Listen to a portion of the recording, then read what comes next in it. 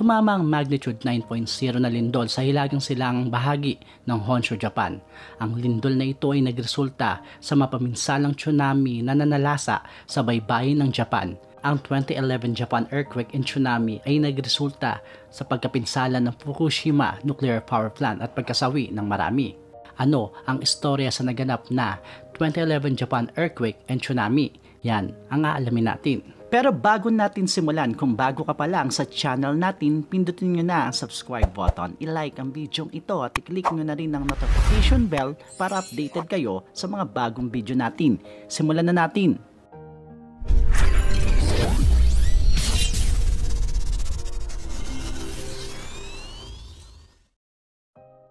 Ang 2011 Japan earthquake and tsunami na naganap noong March 11, 2011, kilala rin bilang Great Sendai at Great Tohoku earthquake. Ito ang pinakamalakas na lindol na naitala sa kasaysayan ng Japan. Alas 2 ng hapon noong March 11, 2011, nang tumamang magnitude 9.0 na lindol sa hilagang silangang bahagi ng isla ng Honshu, Japan. Naitala sa epicenter ng lindol sa layong 130 km sa silangan ng Sendai, Miyagi Prefecture sa lalim na 30 km. Naramdaman ang lakas ng lindol hanggang sa ilang bahagi ng Russia, Taiwan at Beijing, China. Ang mapaminsalang lindol na ito ay nasundan pa ng daan-daang aftershock na naglalaro mula sa magnitude 6.0 hanggang 7.2.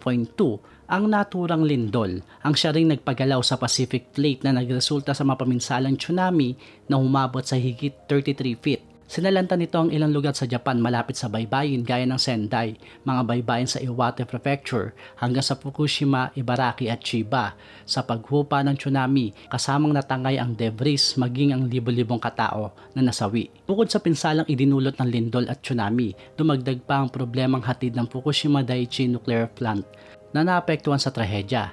Sa kasagsagan ng trahedya, bigong na-shutdown ang backup power at cooling system ng nuclear plant. Ito ang nagresulta sa bahagyang pagkatunaw ng 3 nuclear reactor.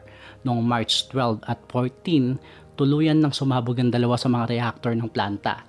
Agad nang inilikas ang residenteng naninirahan sa paligid ng 20 km radius. Noong March 15, 2011, isa pang pagsabog ang naitala sa planta na nagresulta sa pagkalat ng mapanganib na radiation.